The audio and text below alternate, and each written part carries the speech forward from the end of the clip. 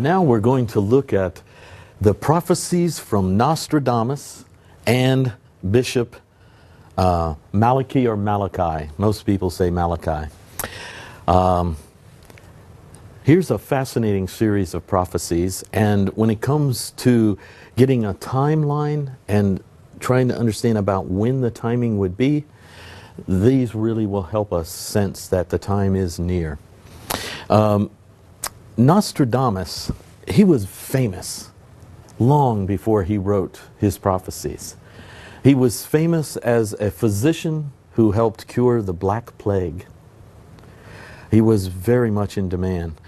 In the Middle Ages, the Black Plague, most physicians went to the house covered in black garments to shield themselves from the great fear of catching this death. Now, you and I know that the Black Plague was carried by fleas on rats, and that to be bit by the flea was to have it enter your bloodstream, and you would eventually become fatally ill from it. When Nostradamus came to one of these houses, he didn't change his clothes. He wore normal clothes. He went into the house and he made everyone in that family clean the house completely, take all the clothes and bed linens out back, wash them, and hang them in the sun. Now you know what would be happening with the fleas. He would clean the entire house. So you know where the rats would go? To the neighbors.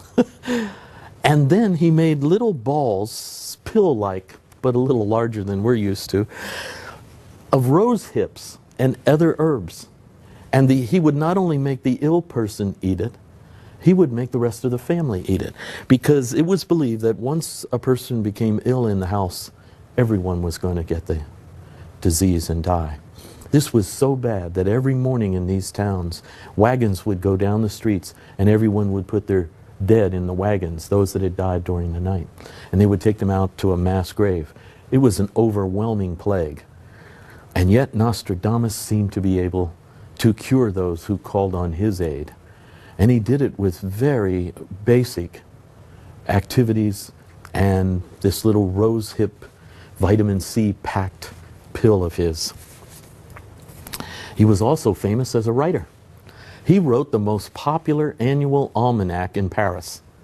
Every year everybody wanted Nostradamus's almanac. As he got older though, he withdrew and he started writing these books. He called them centuries. Each book was called Century. Century 1, Century 2. And in the first book, secretly he described how he did it. But let me explain why he had to write so cryptically. This was the time of the Inquisition. So he had to be very careful not to be doing anything spooky or of the devil that might attract the attention of the Inquisitor and all of his forces. The other problem Nostradamus had was his parents were converted Jews. So they were always suspect by the Christian powers. Even so, he was a Christian. He followed Christian patterns and traditions, but the inquisitors knew his parents had been Jews. And so he always had a little danger there. So he wrote in quatrains very cryptically, so you couldn't be sure exactly what he said. Here's a quatrain from Century 1, and it is the first quatrain in the first book. Seated alone in secret study, alone at rest on the brazen tripod, a slender flame leaks out of the solitude, making possible that which would otherwise have been in vain.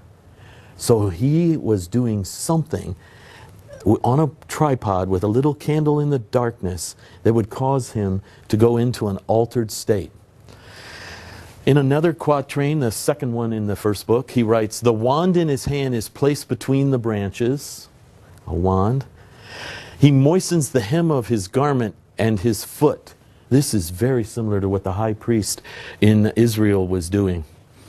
"Fear arises, and a voice sets him trembling in his robes. In divine splendor, a God sits nearby." Somehow he was connecting with the godly forces.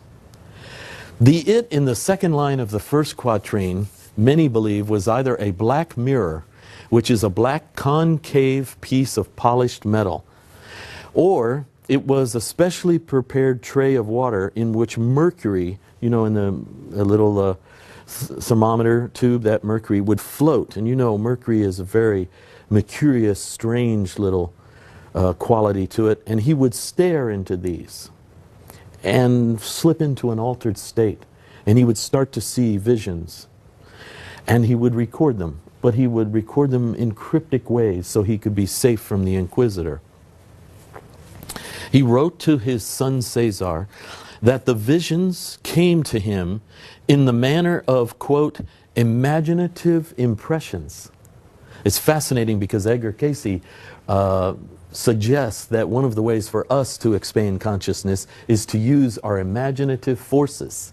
And here's Nostradamus using imaginative impressions, revealed by God Almighty. So see how he was still very spiritual, but he was opening up to a mystical, metaphysical means of getting insight, guidance, and prophecy. One of his biggest troubles happened that one of his first prophecies was fulfilled while he was alive, right there in Paris. It's the first book, and it's the 35th quatrain in that first book. And he simply wrote it this way, cryptically enough to protect himself for a while, until the events happened and everybody realized what it meant. The young lion will overcome the old one in single combat on a field of battle. A golden cage, his eyes will be pierced. In a golden cage, his eyes will be pierced. 2 wounds as one, followed by a cruel death. What happened was, Henry II, King of France, loved to joust. Every weekend he had joust matches, just like the NFL. Everybody came, it was entertainment, great fun. Also, Henry did not like knights to withdraw when they came up to challenge him. He wanted them to joust with him. He insisted. Well, from Scotland, a young Scottish captain came over to do the joust one day. Interestingly, Henry's symbol was a lion. And the Scotsman, younger than King Henry, also had the symbol of the lion. The young lion will overcome the old lion, see? In single combat on a field of battle. When the two charged at each other with their lances out, as they hit the shields, the lances splintered. And one of the biggest splinters went right through the eye hole of King Henry II's helmet, pierced his eye and his brain, 2 wounds as one, and in 4 days of cruel, painful death. But the other thing was, Henry didn't wear normal helmets. He liked a golden helmet. He was the only guy wearing a golden helmet. In a golden cage, his eyes will be pierced, 2 wounds as one, followed by a cruel death. When everyone realized they had read this very scene that occurred before them in Nostradamus' book, they rose up to kill Nostradamus because he had to be possessed of the devil. The queen and her men got between them and the group, and she yelled out, "Who killed King Henry, Nostradamus or the Scotsman?" Everybody went, "Oh yeah." They turned around and they ran after the Scotsman. He ran to the harbor, jumped on the boat and sailed back to Scotland and got away. She had her men take Nostradamus into the palace and protect him for life. Protect him from the Inquisitor, who was all ready to claim that the devil had taken hold of him, and from the people who were scared to death. How could he have seen this event so perfectly, so long before it happened? It was profound. Now he was infamous, and she had to protect him, and she did. Some of the amazing things that he did. Now, remember, he's in the 1550s, and he predicts in his imaginative impressions the Emperor Napoleon, who doesn't come till the 1800s. An emperor will be born near Italy, not in Italy, near Italy. Corsica is an island off the coast of Italy. This is an emperor of France, born near Italy. And he writes it just like that. Unlikely. Who will cost the empire dearly. And boy, did Napoleon cost France dearly. It will be said when his allies are seen that he is less a prince than a butcher. foreshadowing Napoleon. There were several more quatrains about Napoleon that really had unique specifics about Napoleon. So clearly Nostradamus was seeing this future emperor and the trouble he would bring. He also predicted Hitler. He called him Hister or Ister. Now Hitler's in the 1900s. Nostradamus is sitting in his quiet little dark room in the 1500s, in a spot not too far removed from Venice. Well, that might be the Brenner Pass. The two strongest of Asia and Africa. The two strongest of Asia and Africa. Looking in hindsight, these might have been, he was seeing Japan, powerful of Asia, and Italy, who ruled Ethiopia and North Africa. The two strongest will be said to come together with the Rhine River, Germany, and Ister, which we believe is his imaginative vision of the name of this guy. He also said Hister in 2nd century 24th quatrain, Hister. So he was picking up the H, but he wasn't quite getting the middle part there. Weeping at Malta and the Ligurian coast. Italy annexed Ethiopia, making it the strongest power in Africa. Malta and Genoa, the Ligurian coast, were both bombarded heavily during the war. Malta by the Axis powers and Genoa by the Allies. So it appears, these are so specific, it appears that he truly was seeing a future great war and a future imperialistic ruler, leader, and three nations that were going to become the Axis powers, and the devastation that was going to happen to lands near where he lived. He did miss September the 11th, 2001, but he missed it by 27 months. Now, since he's looking at it in 1550, I'm willing to give him a little miss on the date, but he starts the quatrain out in the year 1999 and 7 months, which would be July. Now, many people have written me and told me, oh, he was using a different calendar, but I checked on that. He was using virtually the same calendar we use. So he saw in his little vision 1999. Yet it didn't really happen until 2001 and the 7th month, but it didn't happen until the 9th month. From the sky, he sees this, will come the king of terror.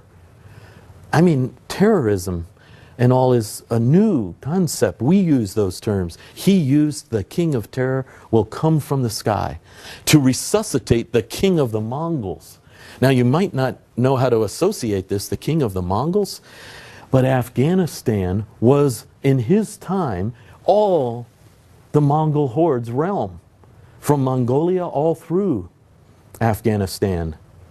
This is also the land of Nod, east of Eden, to which Cain was banished. Do you recall when God engages Cain about killing Abel? And Cain says, you know, I won't be safe anywhere. And he says, I'll put a mark on you, the Mongol spot. And I will send you to a land east of Eden, the land of Nod. Cain's body is buried south of Kabul, Afghanistan. This would have been, to Nostradamus, the land of the Mongols. And from out of Afghanistan, the king of terror would come and attack from the sky. Before and after, Mars, the god of war, will reign happily. War will be before this event and war will be after this event. And it sure looks like his 10th book, Quatrain 72, was looking at or near this event that occurred in September 11th, 2001. When is the end? Nostradamus wrote a letter to his son Caesar. And in that letter he said that his prophecies are from his time to the year 3797 AD. Very clearly, 3797 AD. So you and I can just say that if we think he's pretty good seer, there's a lot of time left to go through here. And the next two ages, the 6th and 7th ages, we can kind of see there's a few thousand years involved in them coming to fulfillment. Now, if we tie Nostradamus into the prophecies of the Bishop Malachi, we really get a timeline that works for us. Malachi was long before, 500 years before Nostradamus. He was the bishop in Ireland, and in 1138, he was visiting the Vatican. While there, he fell into a deep trance during which he saw the reigning pontiff and the line of succession of 112 popes, followed by the final fall of the Church of Rome. When he awoke, he wrote a complete manuscript on the vision, giving each pope a Latin motto or phrase. The manuscript was sent to the Vatican after Malachi's passing, where it was stored in secret archives until 1590. 1590 it was held secret. So Nostradamus couldn't have had this. I just want you to be aware of that. After which it was made public, after 1590. This was long after Nostradamus' death in 1566. And yet, Nostradamus' quatrains speak to Malachi's papal prophecies here of the line of the popes. Now I'm just going to take a few of the most recent popes to show you how accurate Malachi is. Benedict the 15th, he called him religio de populata, which literally means depopulation of religion, and he reigned during World War I when it seemed like all religion fell to nationalism and everybody was killing one another over their nationalistic views. Pius XII he called Pastor Angelicus, angelic pastor of the church. I interviewed a lot of Catholic women on this, and they told me they thought Pius XII was a very holy person of an angelic spirit. And so that seemed to fit well. Then came John the 23rd, Pastor et Nauta, which literally means shepherd and navigator. And he was the Archbishop of Venice and had the symbol of seafaring navigation. So it seemed like, wow, you got to understand, in 1138, 800 years before this Pope, he sees this Pope, and he sees them in sequence. Is it possible that the whole journey is laid out so clearly and we're walking through it, and that someone in an altered state could tap in and see down the road? It's just so hard to believe he could nail that Pope. The next one he calls Floris Florum, which means flower of flowers. And Paul VI took a floral coat of arms as his symbol. And now you might say, well, Paul knew that prophecy and tried to make it work. Well, maybe, but look at some of these others. John Paul I. He was the shortest reign of a pope, from August 26th to September 28th. He called him De Mediate Lunae, which means something like the middle or half of the moon. A very short period of time. He was only 66 and in pretty good health when he suddenly and unexpectedly died. Now, this was in 78. A book was written by the homicide detective in Rome, who was called to the Vatican that night because someone had died. Now, normally the process was you would go to the Vatican, view the body, and sign the death certificate, and that was all there was. There were a lot of old men up in the Vatican, so it was not an uncommon call. This particular night, though, when the homicide detective arrived at the Vatican, he was told that the Pope had died. And he was shocked because he was so young, he had just been elected, and he seemed in good health. And he said, well, this is amazing. This is a terrible tragedy. All I got to do is see the body and I'll sign the death certificate. And the cardinals said, we cremated the body. He said, that's against the law. We know, but we're changing the Vatican law to allow for cremation of a pope. And he said, all of his homicide detective skills came to the surface. He whipped out his notepad and started noting inconsistencies. Now he was suspicious. And one of the cardinals, Violat, he really believed this guy couldn't get his story straight. Something's off here. And for them to cremate the Pope was against the rules. Why would they even do it unless they were trying to hide something? So he was very suspicious. Look at this quatrain written by Nostradamus 500 years before. When the sepulchre of the great Roman is found, the day after will be elected a pope by his Senate, the Senate of Cardinals. He will not be approved. Poisoned is his blood by the sacred chalice. Poisoning. Here's another quatrain, 4, number 11. He who will govern the great cape, the Pope, will be led to take action. When John Paul I was elected Pope, in his first talk he said, I will receive the women's delegation from the United States. Well, that wasn't too good to the cardinals because they were all about women's role in the church.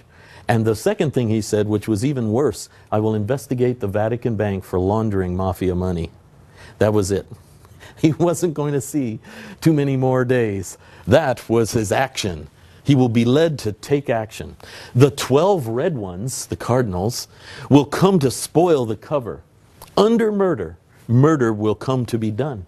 We think that this last line was that he was poisoned, that was murder. Then they cremated him against the law. That was a second murder. Under murder, murder will come to be done. Amazing. Now, this whole situation was so bizarre that the very next pope they elected was not out of the political core, but he was from Poland. And for sure Malachi must have missed that cardinal being elected. But when you look at what Malachi called him, John Paul II, yes, the cardinal took the name of the pope that had just died and added the second to it. Malachi called him de labore solis, the labor of the sun. Now this cardinal was from Poland, and he had worked with the labor unions, and they were against the Soviet control.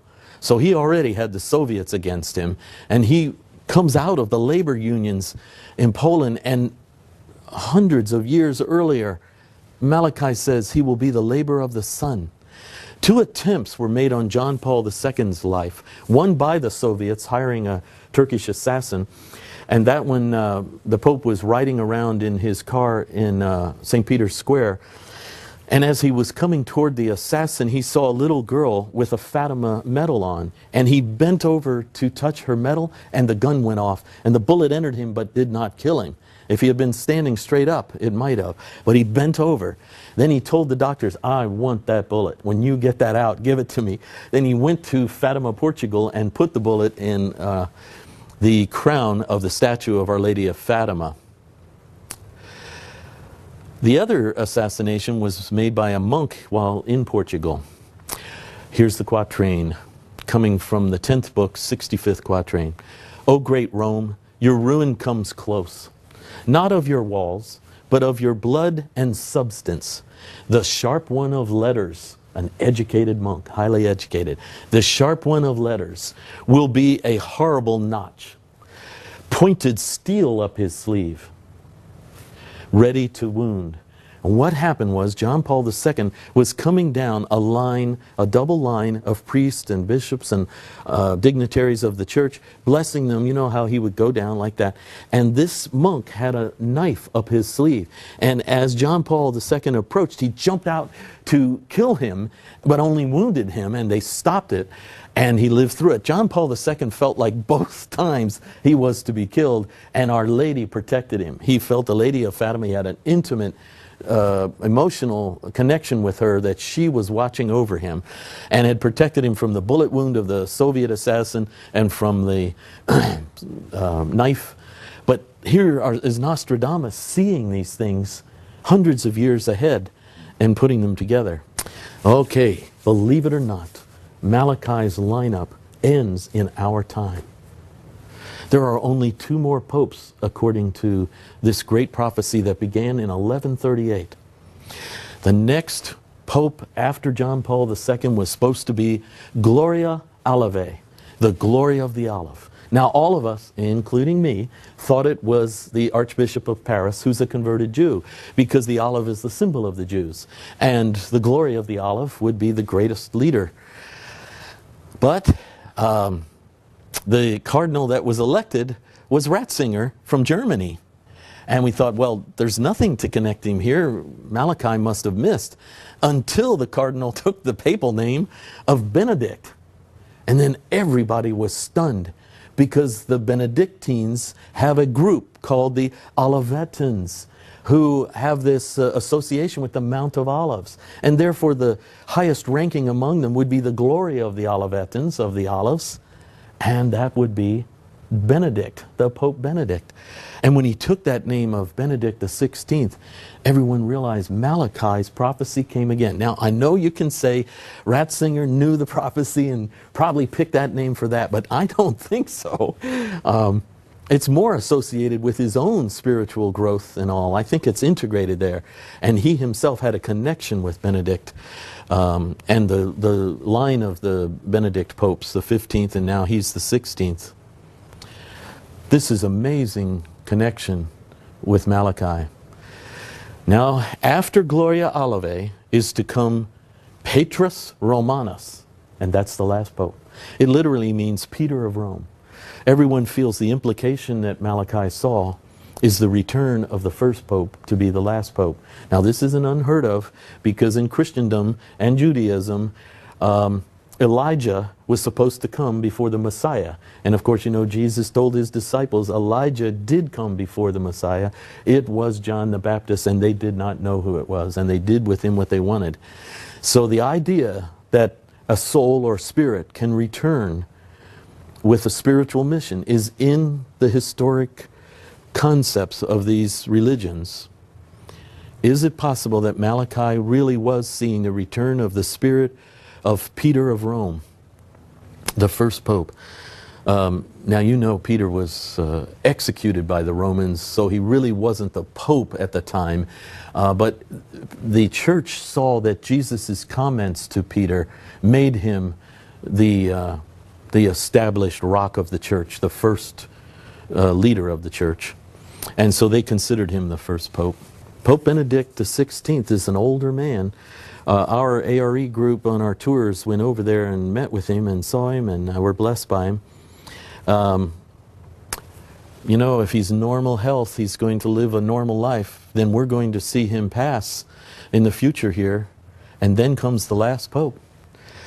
And if it is the spirit of Peter as the spirit of Elijah, that'll be very interesting to see. The one thing you can take from this, no matter how it unfolds, is that we are very close to the end of Bishop Malachi's prophecies.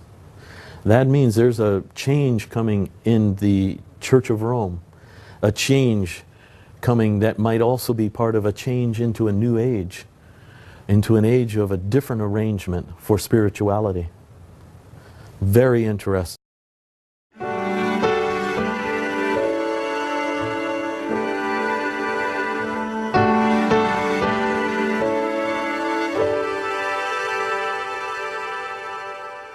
Now we're going to look at the prophecies from Nostradamus and Bishop Malachi or Malachi. Most people say Malachi.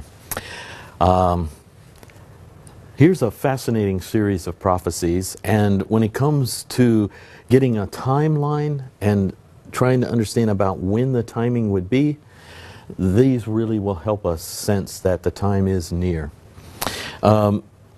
Nostradamus, he was famous long before he wrote his prophecies. He was famous as a physician who helped cure the Black Plague. He was very much in demand. In the Middle Ages, the Black Plague, most physicians went to the house covered in black garments to shield themselves from the great fear of catching this death. Now, you and I know that the Black Plague was carried by fleas on rats, and that to be bit by the flea was to have it enter your bloodstream, and you would eventually become fatally ill from it. When Nostradamus came to one of these houses, he didn't change his clothes. He wore normal clothes. He went into the house and he made everyone in that family clean the house completely, take all the clothes and bed linens out back, wash them, and hang them in the sun. Now you know what would be happening with the fleas. He would clean the entire house. So you know where the rats would go? To the neighbors. And then he made little balls, pill-like but a little larger than we're used to, of rose hips and other herbs. And he would not only make the ill person eat it, he would make the rest of the family eat it. Because it was believed that once a person became ill in the house, everyone was going to get the disease and die. This was so bad that every morning in these towns, wagons would go down the streets and everyone would put their dead in the wagons, those that had died during the night. And they would take them out to a mass grave. It was an overwhelming plague. And yet Nostradamus seemed to be able to cure those who called on his aid. And he did it with very basic activities and this little rose hip vitamin C packed pill of his. He was also famous as a writer. He wrote the most popular annual almanac in Paris. Every year everybody wanted Nostradamus's almanac. As he got older though, he withdrew and he started writing these books. He called them centuries. Each book was called Century. Century 1, Century 2. And in the first book, secretly he described how he did it. But let me explain why he had to write so cryptically. This was the time of the Inquisition. So he had to be very careful not to be doing anything spooky or of the devil that might attract the attention of the Inquisitor and all of his forces.